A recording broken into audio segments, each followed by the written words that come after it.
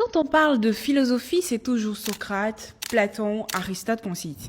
Mais est-ce que tu connais Zera Yacob? Zera Yacob est né le 28 août 1599 près d'Aksum, au nord de l'Éthiopie, dans la région de Tigré. C'était un homme instruit, croyant, mais surtout curieux de comprendre le monde par la raison. À son époque, les religions s'affrontaient, chrétiens, musulmans, juifs. Chacun disait « ma vérité » est la seule. Mais Jacob, lui, refusait de suivre aveuglement. À cause de ça, il a été pourchassé par les autorités religieuses.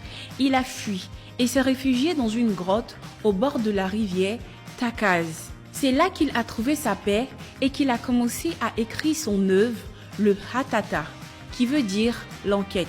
Dans ce livre, il dit que Dieu a donné la raison à tous les hommes et que personne n'est supérieur à l'autre. Et que la vraie religion, c'est l'amour et la vérité. Et ce qui est étonnant, c'est qu'on est dans les années 1600. Pendant que l'Europe dormait encore dans les guerres de religion, Zera Yacob lui parlait déjà d'égalité, de liberté et de tolérance. Il est mort en 1693 à Amphase, en Éthiopie.